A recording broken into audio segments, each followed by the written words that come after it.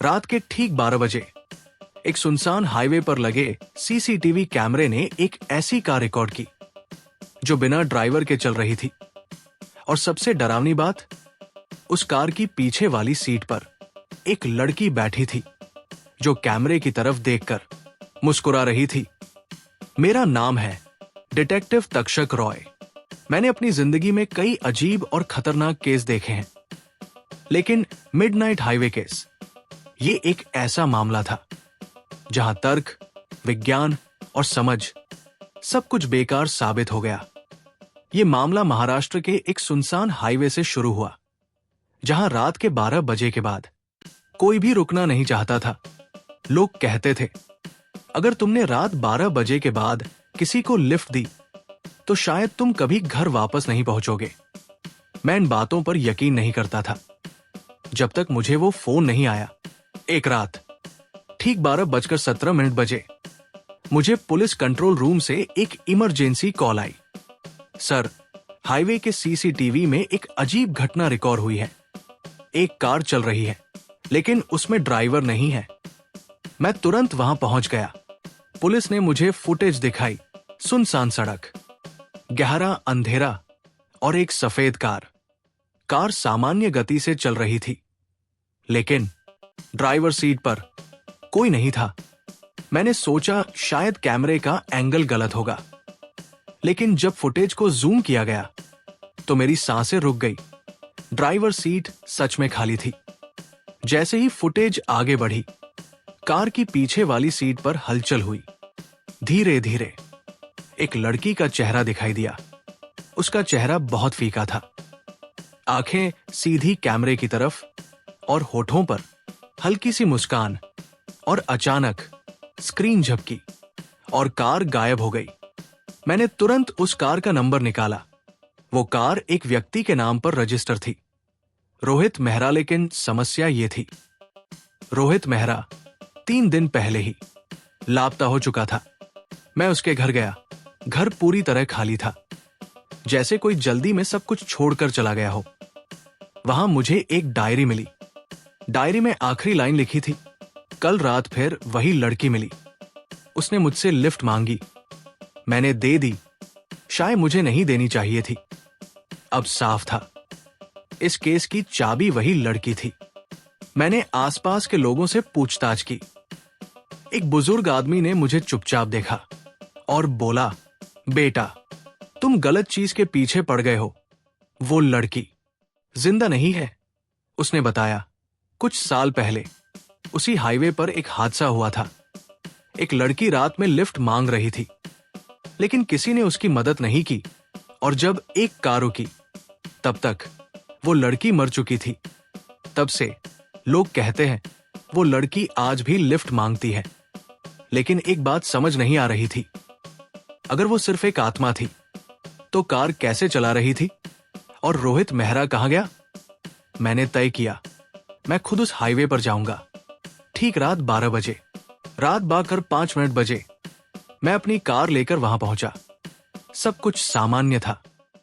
तभी सड़क के किनारे एक लड़की खड़ी थी, सफेद कपड़े, झुका हुआ सिर। मैंने कार रोकी। मैंने धीरे से खिड़की खोली। तुम्हें लिफ्ट चाहिए? लड़की ने धीरे से अपना सिर उठाया और उसकी आंखें बिल्कुल वैसी ही थी जैसी सीसीटीवी में दिखी थी। वो बिना कुछ बोले पीछे वाली सीट पर आकर बैठ गई। कार के अंदर अचानक ठंड बढ़ गई। मैंने शीशे में देखा, वो मुझे ही घूर रही थी और धीरे धीरे मुस्कुरा रही थी। और फिर जो मैंने शीशे में देखा, उसने मुझे अंदर तक हिला दिया। ड्राइवर सीट पर मैं खुद नहीं था। स्टीयरिंग अपने आप घूम रहा था और कार मेरे कंट्रोल से बाहर जा रही थी। उस रात मेरे साथ क्या हुआ और रोहित मेहरा का क्या सच था? क्या वो लड़की सच में एक आत्मा थी या कुछ और?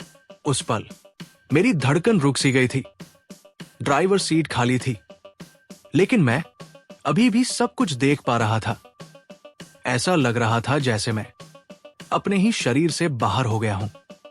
कार तेजी से आगे बढ़ रही थी और पीछे बैठी वो लड़की अब धीरे धीरे हंस रही थी। अचानक मुझे अपने कानों में एक आवाज सुनाई दी। अब समझ आएगा कैसा लगता है जब कोई रुकता नहीं। मेरी नजर तुरंत पीछे गई। लड़की अब मेरे और करीब झुक चुकी थी। उसकी आंखों में गुस्सा था और दर्द भी। अचानक मेरे सामने कुछ तस्वीरें फ्लैश होने लगी। एक सुनसान सड़क, बारिश की रात, और वही लड़की वो सड़क किनारे खड़ी थी, बार बार हाथ उठा रही थी, लेकिन कोई नहीं रुक रहा था। 1, 2, 10 गाड़ियां निकल गई। सबने उसे अनदेखा कर दिया। फिर एक तेज रफ्तार कार आई। लड़की ने आखिरी बार हाथ उठाया, लेकिन कार ने ब्रेक नहीं लगाया और धड़ाम वो सड़क पर गिर गई। खून, चीख और सन्नाटा। लेकिन तभी एक और चीज सामने आई। उस कार का चेहरा, ड्राइवर का चेहरा धीरे धीरे साफ हुआ और मैं जैसे पत्थर बन गया। वो चेहरा मेरा ही था। नहीं, ये मुमकिन नहीं है, मैं चिल्लाया, लेकिन आवाज बाहर नहीं आई। लड़की मुस्कुराई। हर बार तुम ही आते हो, हर बार मुझे कुचल कर चले जाते हो। अब सब कुछ समझ में आने लगा था। ये कोई सामान्य आत्मा नहीं थी। ये एक चक्र, लूप था, जहां हर इंसान जो उस रात उस हाईवे से गुजरता है, वो उसी हादसे का हिस्सा बन जाता है। अचानक मुझे रोहित मेहरा की याद आई। फिर एक और दृश्य सामने आया। रोहित उसी सड़क पर उसी लड़की को लिफ्ट देता है। वो डर जाता है। कार कंट्रोल से बाहर जाती है और वो भी उसी हादसे का हिस्सा बन जाता है। अब मुझे समझ आया, ये लड़की सिर्फ बदला नहीं ले रही, बल्कि हर गुजरने वाले इंसान को उस हादसे का हिस्सा बना रही है, ताकि कोई भी उस दर्द को भूल न सके। मुझे कुछ करना था। अगर मैं भी इस चक्र में फंस गया तो कभी बाहर नहीं निकल पाऊंगा। मैंने हिम्मत जुटाई और पहली बार उस लड़की से सीधे कहा, मैं नहीं भागूंगा, मैं रुकूंगा और तुम्हारी मदद करूंगा। कुछ सेकंड के लिए सब कुछ शांत हो गया। लड़की की आंखों में बदलाव आया। पहली बार उसमें गुस्से की जगह दर्द दिखा।